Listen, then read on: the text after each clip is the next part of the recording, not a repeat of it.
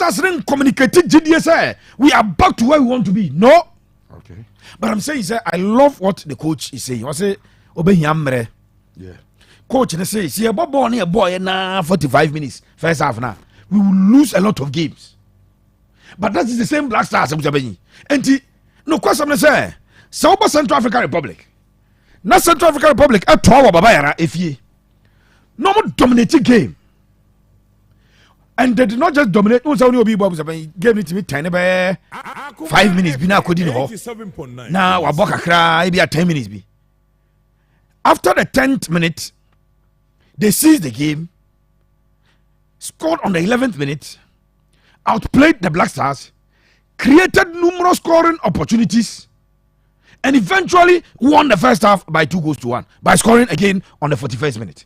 To the 11th minute, the 41st minute, no matter you know, Baba Yara Sports Stadium. I was a penny GDA. A bad GDS Black Stars never qualify for World Cup now. Baby, I can say it's a yes, Black Stars, no, and likely they will qualify. But catch us, check out the BIA Liga for league table. 87.9, and the Ghana, 2 teams are clear somewhere very strong group. No, me and Nubaha. Or the emphasis 3 teams are strong power. Me and Nubaha. Yakobo Mali away, Mali Babaha. Yabo Comoros away, Comoros Babaha. All else constant, all things being equal. At the Papaya Sports Stadium, you expect say fetcher crana. You better you know, no one has 3 points, you know. It's in your 3 points, you know, Abacare points, you know. Chad, a teamer, as will be answered just 6 points on all. It is all but Chad home and away. Now you says, now shall Comoros, as a Maliwa, now you says, I don't quite 12, Faka 9. You are in good standing to qualify. Madagascar no ba high share no. Madagascar just stop one year kwa. Ya demand shani kwa drone po.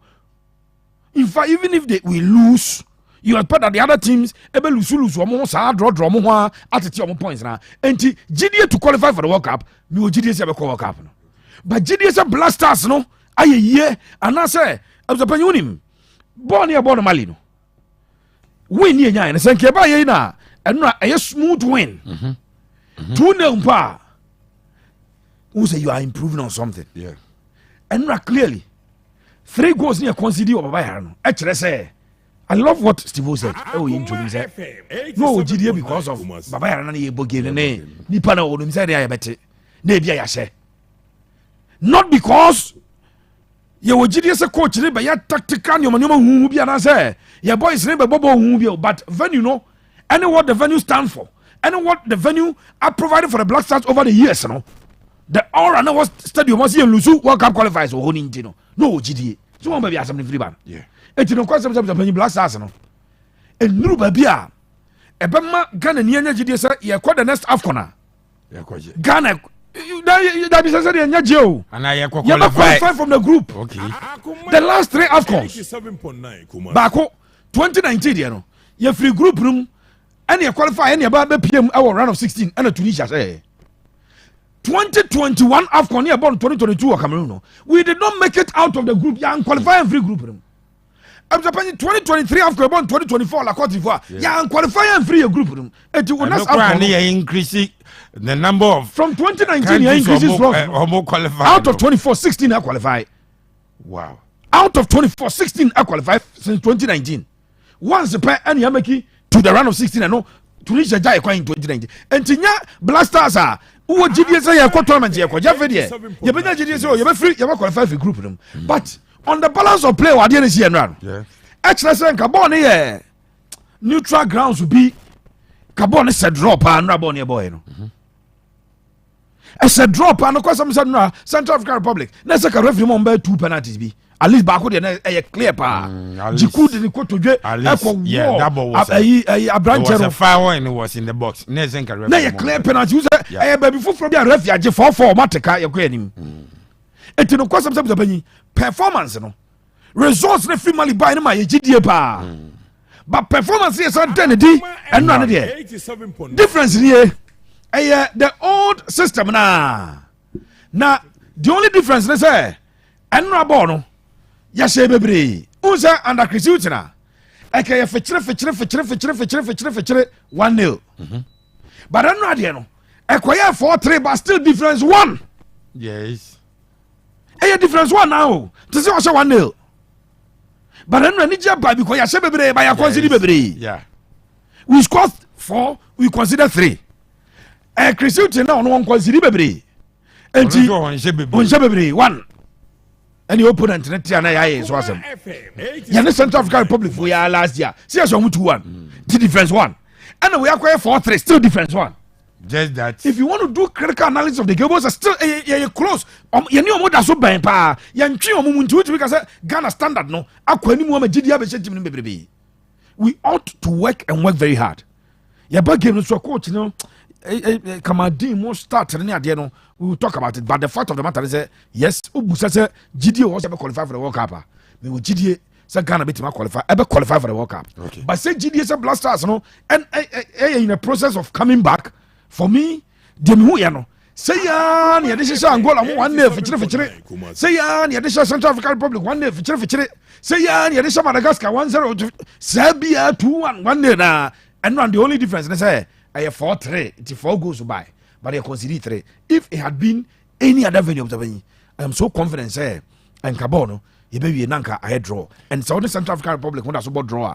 When you meet the Algerians, when you meet the Moroccans, when you meet the Ivorians, when you meet the creme de la creme of African football, you always be found wanted. Pepe Suarez. Was it Pepe really speaks sense? Also, such a Edward and a Duya. Good evening, Bishop. Ladies were all seated in the Renault Pepe. Yesterday was beautiful. Nobody stood up to leave when it was raining. Magical moments yesterday. Edward was say Akoto Unedwe Abba was say this is wonderful. Bisapani wow, Reverend Omono Opoku Ajima Reverend Yadase Yami Insha also commenter Odia Beni Mekwaba messages no our high Abekani was a fantastic sports. Fantastic sports. The show is loud and clear inside mental phones and accessories inside Katia. CJ and Odiwe Abba was a good evening to you and your crew. France will win the Euros when black and so the Odi Abba Nye Mame Komra na Enra. After the game, Otuado Blasters head coach Wakasa afa game no ho Otuado say the dikan was say an start game ni yi. First of all, I'm happy that we won. We got the 3 points. We really had problems in the first half, controlling the game, or not even controlling the game, but finding solutions up front. But maybe I will take it on me because the way I was thinking in the first half, the way we should play, maybe it was a little bit too complicated, and we had just some few days to train this. We adjusted in the second half with the build-up, with Abdusalis dropping, and then to build up with 3 and to have our wingers inside and our fullbacks outside to make crosses, and our wingers inside. So we changed the side of Fatau and Kamadin so that when they get inside, they can have some shots. And then I think this really worked in the second half. We had a lot of shots on the goal, a lot of good positioning, also defensively, much better than in the first half. And I think then at the end we deserved to win. Still, I think, like I said before, this Central African Republic have a very good team, very good on counters. We didn't protect our half well when we lost the ball, and this is really something which we have to improve on. But it starts with the pressing up front. So one is we have to put pressure on the player who's playing the ball, and the second thing is we have to drop much more, not to get played behind us. Otuado Ghana Blasters head coach now or say fans no any sooner a toy no a boy or both fans no abaso. Like always, thank you. It was massive. The support was massive from the start. Even though when we were 2-1 behind, they pushed up forwards. We played better. So one, the fans. Then also, I think the rain helped us to play faster and to have control and play fast balls. Thank you to God for letting it rain. I think it was really good for our players. And thank you to Kumasi for always supporting us. Otuado ena ode Kumasi ne fans ni nyina ase ode nyame ase nsuo na etoye no na ose yes yebetimi but yebenya time kakra. I don't know, in Germany we say Rome wasn't built on one day, so it takes time. Everything takes time, and hope that the Ghanaians give us the time to build, to work together. And it's always difficult because after this the guys will be on a deserved break, then they will go to the clubs, having their coaches will have different ideas again, and then I will come again, and then I will bring another idea. So it's difficult to say, how things will go, because, and this is what makes it maybe a little bit difficult for the players. I'm not playing one style and that's it. I always look where are the solutions and where are the dangers and what do we have to change maybe. I can guarantee you we won't play the same way against Chad like we did today, because Chad plays different, 100% different than Central African Republic. So, and I know that the players, we have a lot of young players, they will grow, they will learn to adapt very, very fast. So this is the key, to adapt very fast and then to take the right decisions in the right moments, to recognize situations and then to take the right decision in this moment. This is very, very difficult, but like I said, we have a very, very young squad, and they will learn and they will get better, and I'm very, very hopeful that it will be better the next day. Ose befa nemom ye hia time kakra na ose wo hwese ye betimi ejina sese, but den ya that could be you will lose the game. I hope so. We are human beings, and I can guarantee you one day we will lose. But the probability, if we pick up, and this should be our standard, to the second half, then the probability is very, very high that we will win a lot of matches. But in football, anything can happen. The referee can give you a red card, then you lose or whatever. Anything can happen. Somebody has a bad day. Nobody is perfect. Nobody. So we will lose one day, but hopefully we can prolong this. We can qualify for the World Cup, and I think we have to build up on the second half. So I say Dakro ye be lose game nemum or hwese ye betimi akoye nim ye betimi qualify for the World Cup, especially in second half no ye betimi aye bibi na Jordan are you I say only there both club and the national side I say you're born out of position, but why is it uncomplaining? First of all, I want to thank God, because obviously, but I'm a person, I never give up. I work hard and I believe in my qualities, I believe in myself, and I'm believing what I do day in, day out, and one day I'll be, how am I going to put it together? One day or it will pay, and at the minute is for some couple of games now it's been paying off.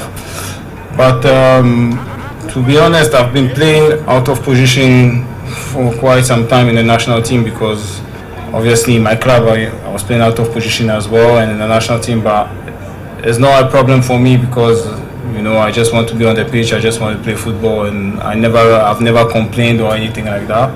But God's time is the best, and in life you never have to give up, you just have to be patient and keep on working and believe in yourself, and things will turn out being positive.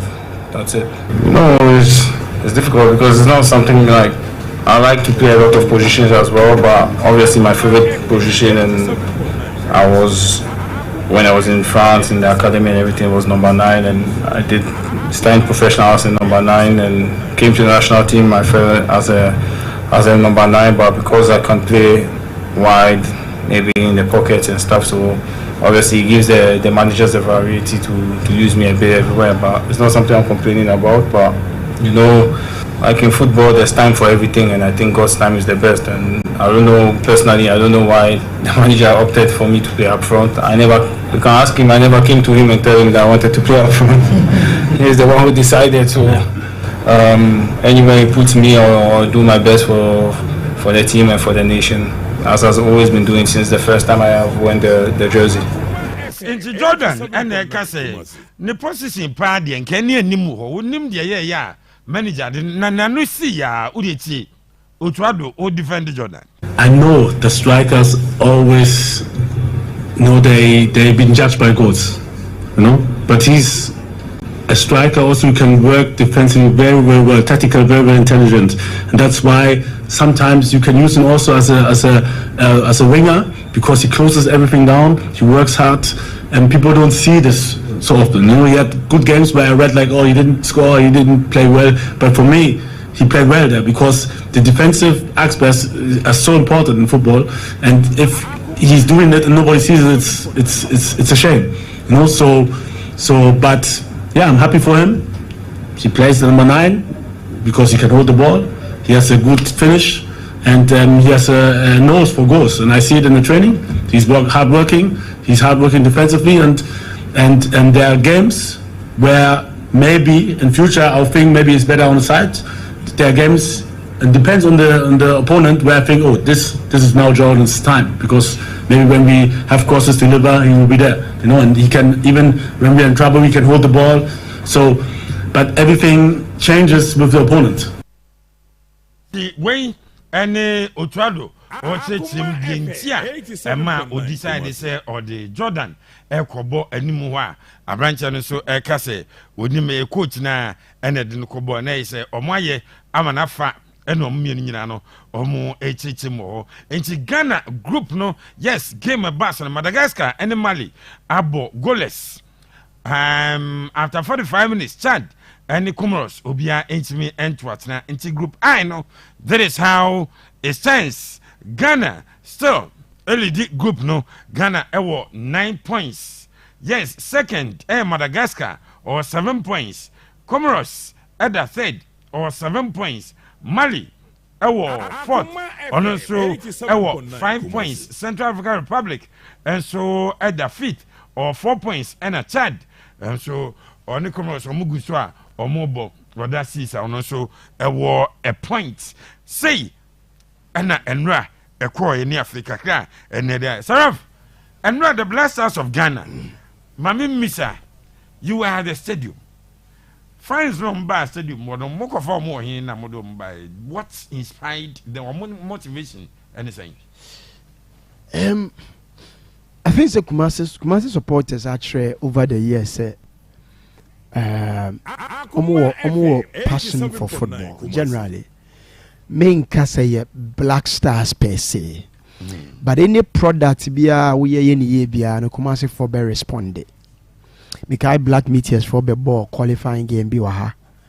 Be a free gate, I think along the line. Nipa Mrika be a man for Eriko hair born and against Algeria. I was shocked. That is Black Meteors and your Black Stars. Okay, princesses so be ball. Your ball wafu so wahanamo. Yeah. Nipa eba baba yara stadium be share ball. I mean, 87.9. Ya bo SHS soccer o na udru unya baby mfa wo 90 e wo baba yara stadium.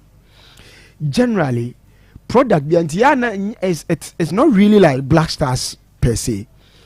We love sports. Ya konteko wa han monteko be uranteko na unya baby mfa wo 90. When you do any product na uye ni ya Kumasi people responded. Okay. There were a lot of socio-economic considerations because I had on near my places of attraction and also let's establish those things. Places of attraction and also easy so to me attract or move to one venue. We be now you can easily attract people to the stadium. But so we should the Black Stars go through at times maybe I can be expect to say amount for Bembebu because I mean for Kotoko for instance.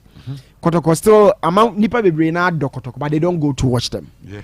Or better than if he ebisa Kotoko match and they say any other but say nipa din na come di a chire pa no people still love Kotoko but enam neo maybe a enko yintino or cost stadium morning into on responding encore.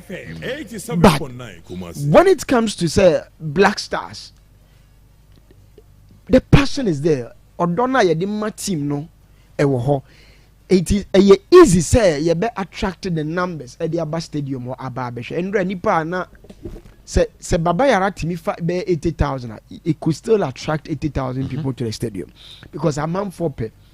And I could do on lady be our friend and say, oh, stadium honum. No, I was surprised because one on football on pebble minim kwanya of fast pay Baba Yara stadium honum.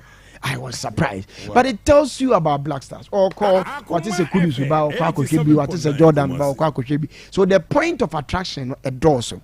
But in I catch them penny for say and taking it for granted. They be was say, oh appreciate it, sir. Enthusiasm na nipa didi eche na na bo na mo che no obi eno mo ye chain is come or the cool fie e just the desire nipa na nani je won ye akoche e blasters are union dey akotena fie wo kwa uhia wo die no ana akwa die hwe meka wo meka but people love the nation tin ya na e ka say ma obi monopolize Black Stars and say ema na nyese enne because una wo ye GF no here so ama o manage Black Stars no o ye ne te say e your personal property sa de na ya na de bia no metan ye mabufu because you don't monopolize ade a ye nyina de onim say Black Stars enya GF product or mining product ye de share GF insa say management. That is why you watch it or you take care of it in trust for Ghana. But you are only caretakers of a product or mining there. Ndika oh hweswa na sadia na duty but a chroma no bit make just oh ya yi mo match na free oh mo kra de na ya de ko mo be una ya no ke kan sem se nyansa nim no ke kan sa no de a che nipa because amanfo bufu yes any de na mo ye nti amanfo bufu ye say you are managing the Black Stars for money. Into my position at the end say a money making machinery. Unya koso say we yes at the end people will be angry. Meaning say and nipa na share on me. So the same people no mu share Ghana versus Uganda ni ehuru Black Stars. Yeah. So don't take the love of the people for granted. Nipa no mbe gina na nsuo to na mu gina mu share Black Stars na pono. Omo sa omo bufua.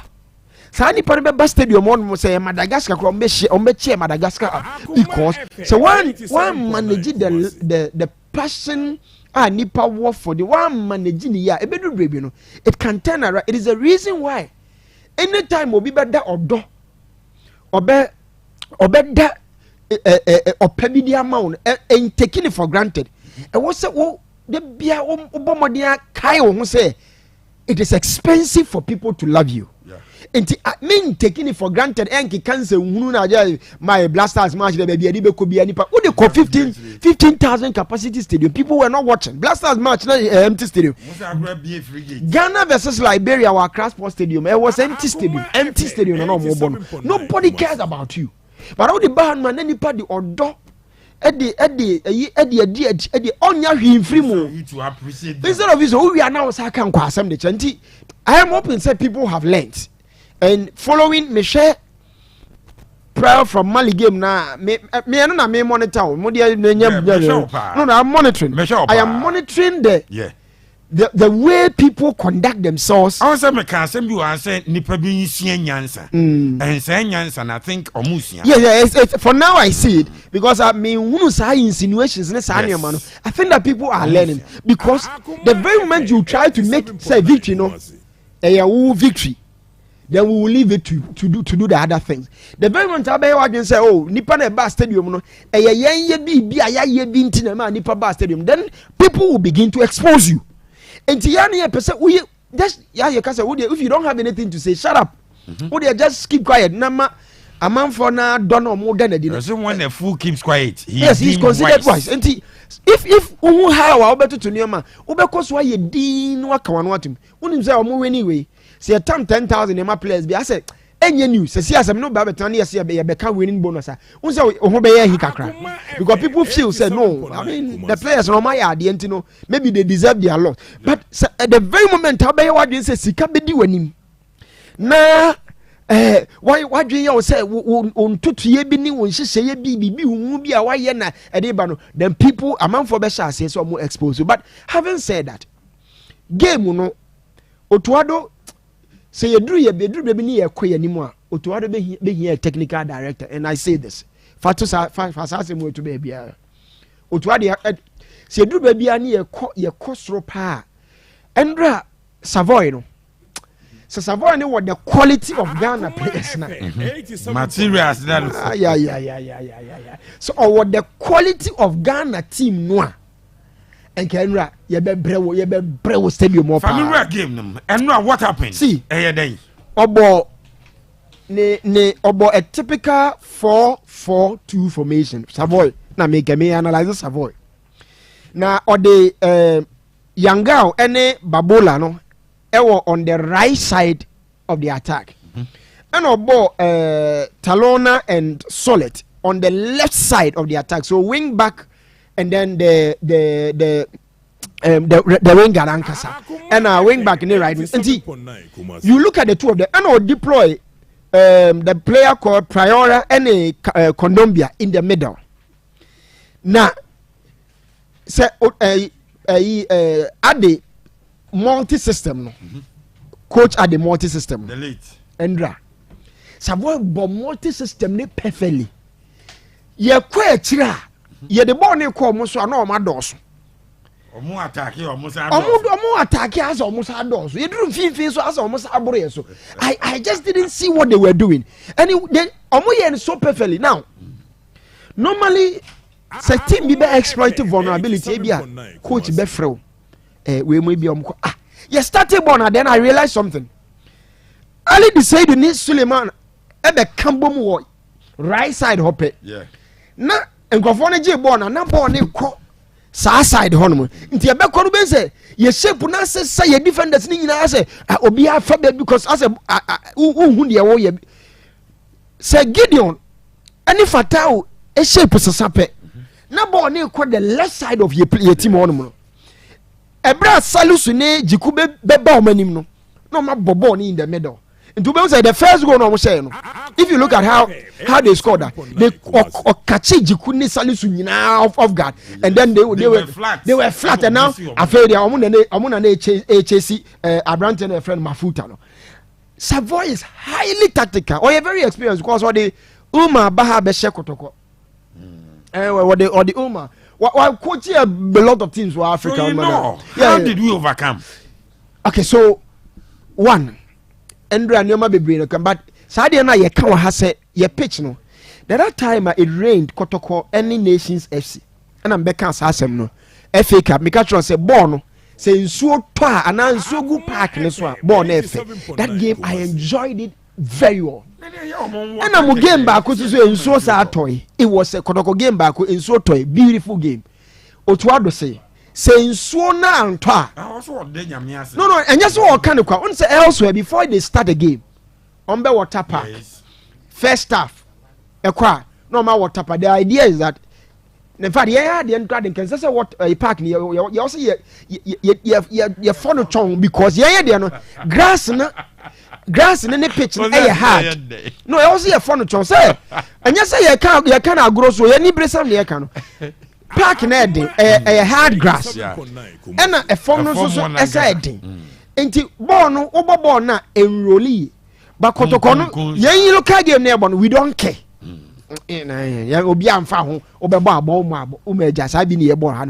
But a typical professional, our ball and a very proper surface. Na Mali near you game na yet Michel more hono. The Mali pitch looks so good. Yeah. Let me be so why can't we have a decent pitch over here?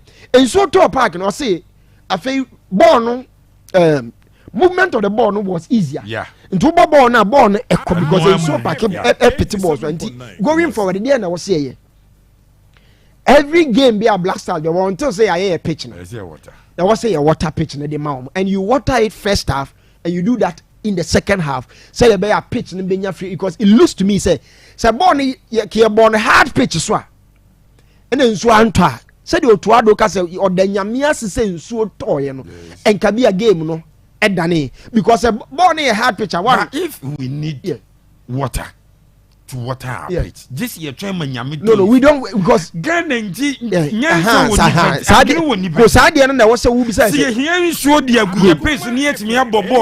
it's a discussion that's our software sorry first because what kind of nonsense is this? We're technical director na coach no and then a technical meeting should be able to tell them say pitch na ye bone so odin ye ansa na ye be bono mon water no edu first half a mon fa nsuo empete so wo de pete so anye say on say ye wo nya de ye kobo Algeria for ye ni bi no okay Algeria World Cup qualification na ye koy ana bi asata na usa but that Algeria pitch na mo di nsuo be gu so abobo na ne nkwa ne ye enye no bi wa say wo di nsuo ni pete park no so ma ensensan nsuo pete so bia e ma ne ye so kakra the ball fam a it move easily and ye players ni na local player bi a mo bi ni akaso mo de no anambo so ye de enti e bra ye de microphone share patensam say there na be sa vice president there no be sa also ope no there no can stadium but there no can ye or can a quality pitch see patensam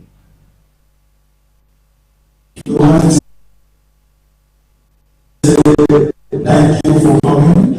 We really appreciate it, and it means a lot for us. We are ready. We want to give our best tonight, and I have one request from all the players. We're asking for good stadium because we want to play better football, so we need a better stadium, and also for. Nti Patese, Wojina boys ni na nemo ask for. Good stadium. Yes, but he was talking of the pitch. A pitch. Yeah. Because they were not particularly happy about the pitch.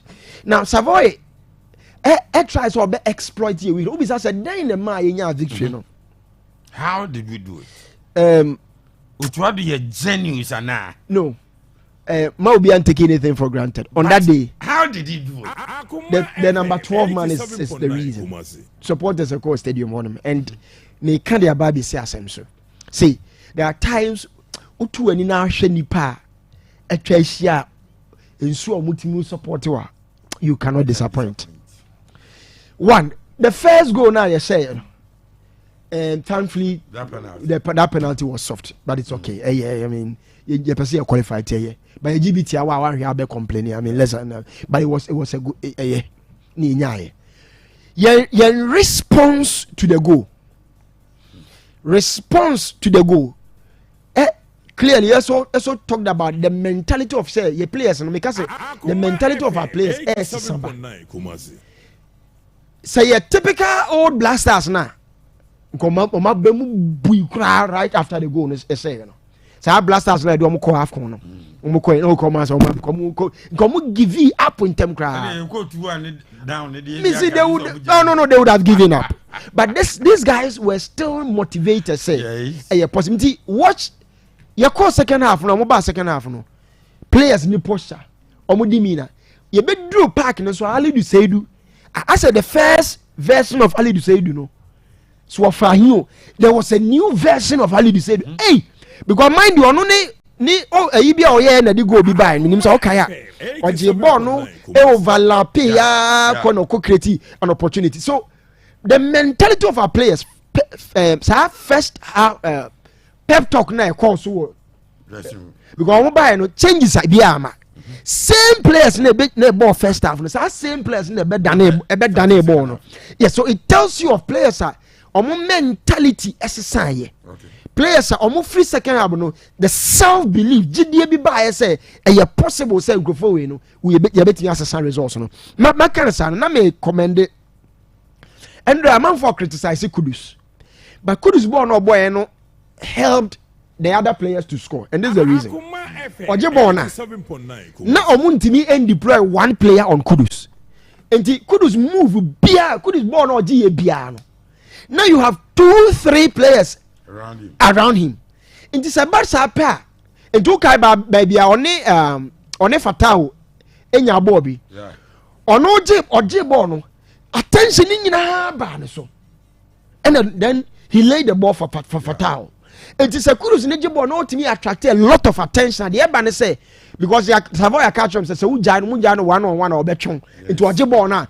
One double lap more double lap on him, and what happens that other players a certain level of freedom to be able to operate. And idea no a boa fatao is a boa pa in terms of outlook. You know. Again, fatao is himself. Second half, different player altogether. Okay.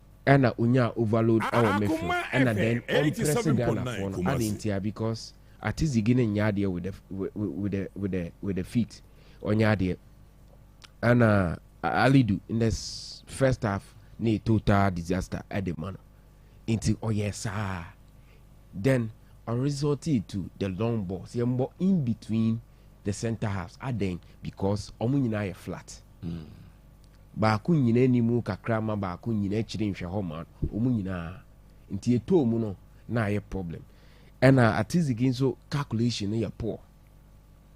In fact all the goals that we considered a whole defensive setup and a break it down but I feel say the goalkeeper one was he blaming the Kesiepa.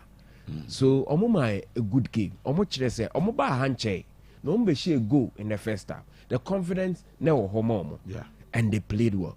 Striker now will share goal no ma yetimi naturalizing them and mo ba share Ghana ha bianca ya papa abuzia intelligent footballers here who they are very few intelligent footballers control on the chest AC form na wabashe ubenya striker bi obeta frɛ ho de natari awura pepa ball no ho de ato ye 20 memonje Akuma FM but Luis Mafuta no e kyerɛ sɛ we striker pa quick 2 goals and o share Ghana but kudos the na abusua the ball no criticism ewum no me personally many nye send your ball no ne ball na wo no ne ball na wo no pa no attract Liverpool's and those clubs are person could do score no because a club a ball quick counter transition and this sort of football no obo in a very advanced area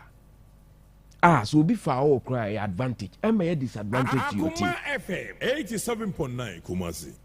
And I feel say moving forward Kudus etimi it's a sunny game no kakra a bebwa nyina because in the colors no sometimes hold on to the ball for too long. Then the lineup is starting makanda da say abusua senyo obi na pe obi asem and obi na nadamfo ni obi a enu asa lineup no mi hu yonko do bi akoye lineup singe bamfo nchiana ye lineup na ye do ball no e yonko do bi akoye lineup de boy asie ne say oto ado beji adwuma na ode ekọ World Cup no ode ate zigi na ekoye akoda World Cup no Chris befa na odi ofori but ye nyina beka no kra kire ye ho a ye nyina gitum yie pa say ye goalkeeper say wo Ghana say ye from say Blasters no omo si akan wa amano no abusua si ye de no kra kan say ma omo hu awu pa menka so o masa omo hu awu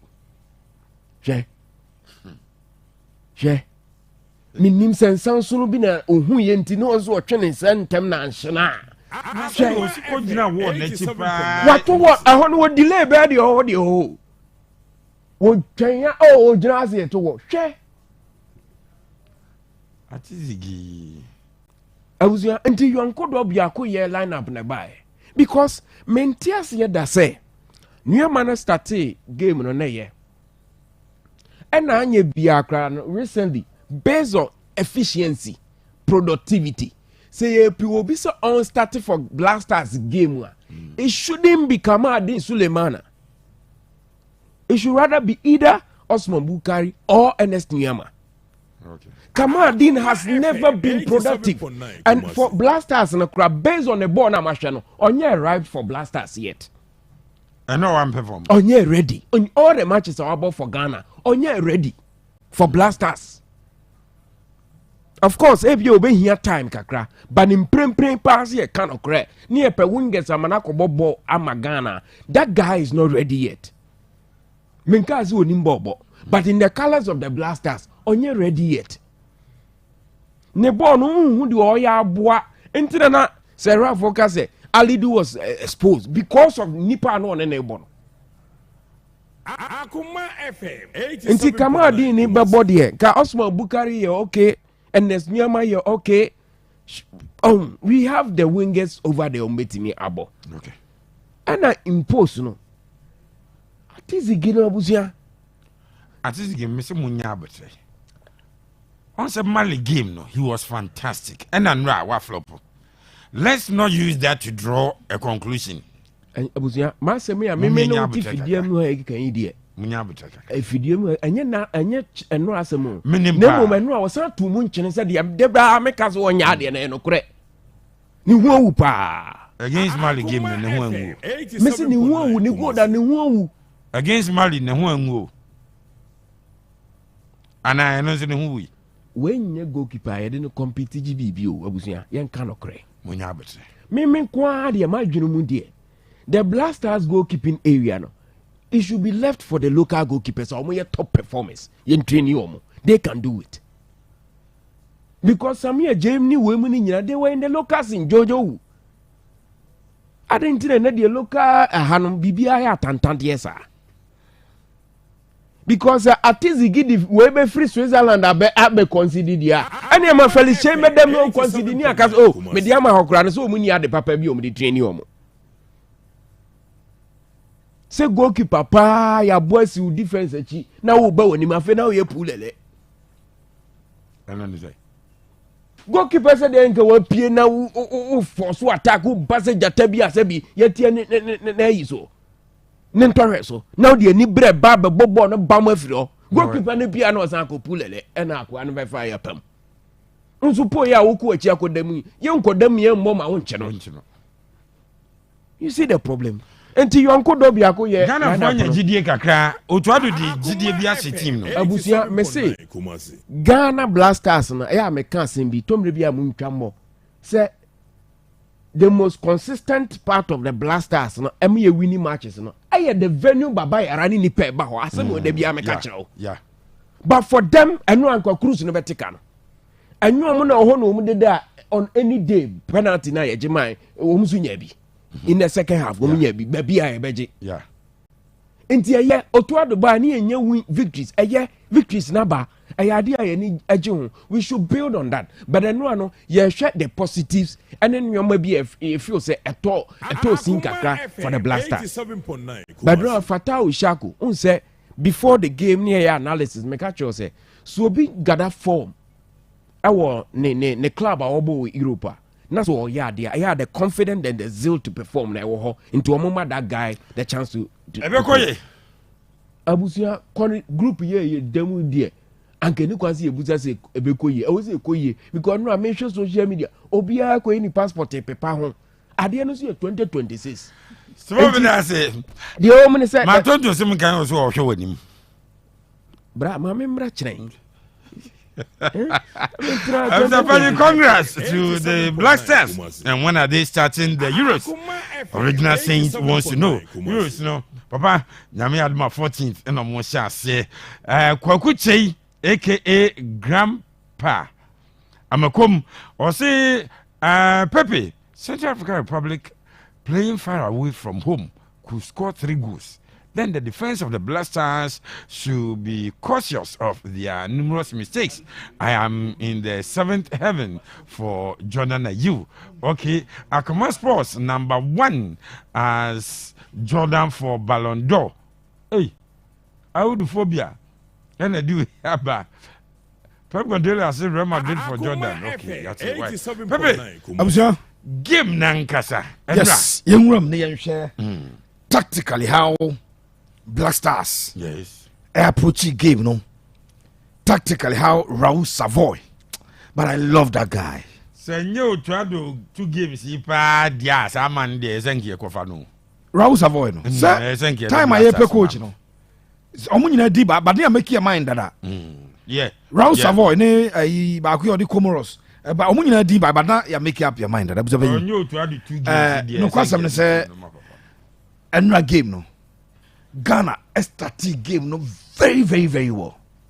But try to see he didn't start. No, me see the first 10 minutes. How can you say first 10 minutes? You know, you started, you say go no a penalty about 2nd minute and some 30 seconds. Was he didn't start? No. Or count the entire first half in album. It's the first half all lose there, but the start of the games here started there. Say Obian is here started here. China's opening lineup no at the Amamia. On Sunday, you can say. And I told you will not go for 5 defenders. Yeah. we will use an extra winger. And exactly what happened. Sure. Coach ni bought 2 wingers. A ball Jordan as the number 9. And we ball a right back, a left back, and 2 central defenders. The approach, the same game, Nasani say. Our first boss, ever called Thomas Partey, and Nase Abdul Salis Summit, and I know. That is our coach, the plan, and I said, when we catch us from training, I heading in Ano. Sano to other episode, and on personal boom, near Chelsea, now boom, near Chelsea Bono. And he will want to play through the middle, then you drew anymore. You call the final third of the opponent. Now expanded Aqua, the wings crosses the baba, and I say, your wingers will be able to be go near use advantage, into the first 10 minutes of the game. So, Black Stars of Zabini. Ralph Edika, you started game. No.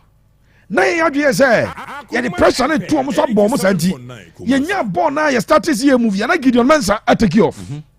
Now, Ali Seidu, I take you off. No me ni so double up opponent head and then a penalty the buy and then the first 10 minutes. Obi o stadium be him say, ye be Ghana Lesotho, they like to do here. See almost 7. Yeah.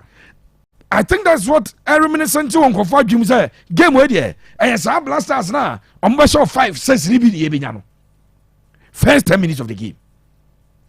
I'm supposing the first 10 minutes, the number of touches are both Partey and Salis Enyayen. The next 35 minutes of the first half, combined 35 minutes, Oman has touches in the game. First 10.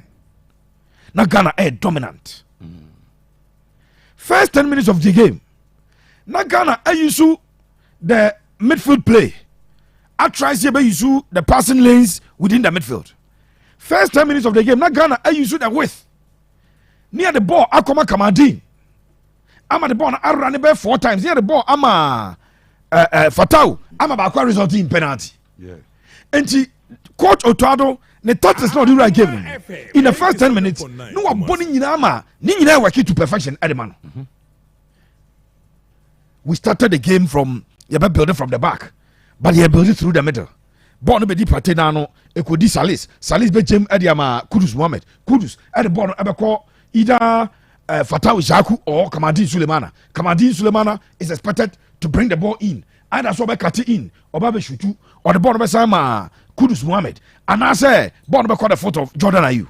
It was perfect for 10 minutes. But that is where I saw coaching on the part of the guys from Central African Republic. That coach Raul Savoy, he has my respect. We two chase him 10 minutes per. No a steady game, no. I'm saying enough to study opponents the strategy. If you study it and you cannot find an antidote to it, if you find an antidote to it, now one can here. What you have done is one neutralize your but yanko baby. But within 10 minutes, Raul Savoy had seen what we are doing. When you a picture of what Black Stars say, what the antidote to it, and after what taking advantage of Yanyabo just within 10 minutes. So on the 11th minute, they found the equalizer. How did they find the equalizer? Coach now say you movie bomb. Yes. Now, interestingly, and I don't know how Ralph initial submission or catch us how he did it. I don't know. Omunya who say Ali to say do na kope. The next ball na ko di omo no. Omo di ball na ba ye pomu a omo to ba bia Ghanaian player no committee no. Okay. Say Gideon Mensah na ewura mu a omunya ball no mbo fa ba bia Gideon Mensah ni no. Well, ya short no. Or try Sadia 3 times. The next one identify and say, after 2 center backs, ebabom. Instead of Sabako Baba, Nabako actually. Ebabom. Intelligently, they floated the ball between the 2 center backs. The rest, history. Omo Bobo number 2 center backs in MVV. Clearly, I was a defensive lapse. Okay. And see that say, many rough number 4 and 5. You're in the same position. Flat. The moment one pass, ever cut you across, you are dead. Yeah. Until I stand flat, there be a baku anymore. Now baku actually the other. One of them ever bought as the sweeper. Sweeper, and they say, Raf I'll go in with all the gritty tackles me de sa aggression in abekoso ebi am corners wo tweme then you sweep my back for me. That is why you are the sweeper. Somebody should be playing the sweeper role. Unfortunately, two players in now moving high up the pitch. At that time, now little say do ne Gideon Mensah comment. So the next pass, Oman fan to either of the flanks or Boba two center backs in VV, and I was paying. That was it. Game no yes, how you know. Coach they had the Raul Savoy had the was paying. Yeah, two. Me for that's now we progress as we progress about mine. Or the two players are making we're taking life out of our midfield. And was the three players about pomo. And Jeffrey almost pressing high up the pitch. You know Black Stars, your goalkeeper and you're comfortable when pressure or so say will be a ball so the ball manner. Your two centre backs the pressure almost are you too comfortable with the ball. Yeah. And it created a lot of uncomfortable moments at my Black Stars. We were very uncomfortable. And the pressure is here so. Born by so. In commentary, Obio commentary, I come from Bia. Steve Osaka said, born a Black Stars at table. And Chebia Betiekan. And Chebia Betiekan. And Mame Emo Gideon Mensah Basu. Yeah, laterals na pull out they are terrible, but that pull out was well timed and calculated. Sure. Oh baby, born be the side. O pejani tina baby aba, but the bar no tries what the baby. But this time, or stop people know who the run of Jordan are you, and or left table. Born Kayatra Jordan. There was technique. Jordan you born had the and Kayatra he had to or the team question. Sure. And son will open a ball. So if you need normal jumper and go on your ball, need to question open ball at the then the confidence of the Black Stars is started by a honor was a penny or to and Sabeda Raus a voice. I feel no more abandon or money players of the giants. I will draw. The moment you withdraw, no one Ghana for any comfort no more because we want to play with comfort. Ghana for the South Shore Musube Bay, Oba Subebe in but I'm already draw questions. Hey, Governor take a 2-2. Let's study game. Let's try and study things before you anymore. And on my size space. And you go a quick 60th minute, 62nd minute. Before our best settle. And Joma Jeneba so almost at that's Ghana. I was 3-2. Yeah. The confidence of the players are Basro. We scored the fourth goal, but I have a concern. Me pato mama Lawrence Atizigi free kick no videos with the video. We are team here. I'm saying se game on e ko drew sa situation na. Who expect say u goalkeeper no e be very sharp to still keep you in the game because who consider goal free kick in the dying numbers of the game member so who consider goal in the dying numbers of the game and the pressure is have to so. Hwade ba ko say minim say Rafa ni baso time you start to see about ni bi na you share phone na tizigi delay ball where and I was getting crazy in the stand say somebody should tell Atizigi the momentum is with us. We can score the free or the seed goal. Yeah kura momentum no but Atizigi team free kick to present here so no peja no asabe som no they are 2 years no goalkeeper you don't do that. Baby anam na ya adwen say he had struggled throughout the game. So and when we had the 4-2 lead no he thought said like one delay kakran cushion because it wasn't the best but because he had a terrible night me sure said nema or result to delay ya twa so kakra bia and yeah the fit or you can't say 6 because born on here bono yeah afena nkofo na onim de ma South Africa here on benya against the run of play they lifted the ball yeah and unfortunately Jiku unnecessarily ekokoma South Africa never 87.9 Atizigi to the war nyina Atizigi msa ball nema ball di Atizigi msa be fa so na am so penny Atizigi msa ball be ba pa na fa ba bia na unim ade surprising hwe say ode wo ni gina ho wie ye no na Atizigi sa be gina po ne nche na ofre ba ko be kan ho ana o ma cover na wie Atizigi a movie nam nim say branch no boba the side I be say no. One free one achi o, ba bi o gina na ne sare ball fire. No goalkeeper, this is elementary. 3 goals ne consider no adem so benyi. Ni nyina ye goals a goalkeeper ne sharp kakra bi say Atizigi e sharp o mali na. E so achi ball ma. Sure. Atizigi had a terrible day. Yes. I agree with you, Zenra. A terrible day at the yes. Also watching live inside Tatale, the last district to Togo. More fire, Commerce Sports, Satindo, Eric. The any nice analysis, papers for race. Sir and Ibrahim, and so Mr. I told you Partey doesn't lose when he captains the team. Pepe is right, more fire. Nana Kojo Bernard, I'm watching you live from Accra. Good work, please. When are you coming on TV? Nana Kojo Bernard. Hey, Nana. Okay. I've been to one cow, but you have friend out watching Chamba 03224 90350243114497. Watching live from Cote de Diacon. Japan yesterday. I was at the stadium when it was raining and I forgot my phone could spoil. Obiba Figo. Good evening, Pepe. I say Pepe has a point, but I don't accept all his submissions. All Blasters games are usually free.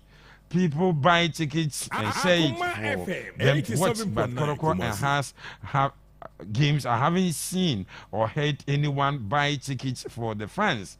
It was only during Koroko's Africa campaign that tickets were shared among the fans. If you like, tell the fans to buy tickets and watch Blasters games and see the attendance. Salisu Larry Adams. Hello, good evening. Coronation Day, free your mama, free gate your mama. Hello, good evening. Hello. Hello, good evening. What you did about your Yeah, offer me a free quick. I'm busy. I offer I'm not born a day, and I do buy. Now, the old cafe, I feel the you and cannot say any about Tremana, but Tremano. And you dear, and I don't know only ya. And my dear, come here, in a prison. It is a new panel, the enemy car. My anchor. Oh, ever. You can be people who can with America, and I want tennis. And a park in my region, a question of Omar. And maybe you and you said, be born only a two. No, born to be a friend, you're born near pet. And yet, a kind of a wake up and I hear park or no. And you see my question. Thank you very much. Hello, good evening. Good evening, sir. What you did about your every. Ludiane Anutika Abranche Atunsu Airline Inside. Yango. With the Menena Yaita come from Terminal, so I need to do a stadium. The American said, the American said, second bone, Titano, a coin to Wanyade. Every time I attempt to say with you, when you are said with me, attempt to know, yeah, and go pay ya, and go provide. You can pay an able born cry, Cabon, the bono, Canada, the tomb. If you have a threat, on set side, why I don't you? Now, young queen, and I'm not the player, it's my by the Medasi. Thank you too. Hello. The family our Santi, because free at Chumago, Roma, so down there. You have a book, Upiado Abaso. Mumuna Muka, a Bemu, and not players no Maya, but born your book for a tira and can go for the share. If you say you keep on, say I see a mistake here, you keep on there, or one can say, on your own, you qualify your party, Fred the young friend. You are players, or more your defenders is a problem room. I think the pitch is something you guys should analyze. It distracts the play of players live from London. Yao Barcelona, sorry. Hello. Bra Kwajopoku.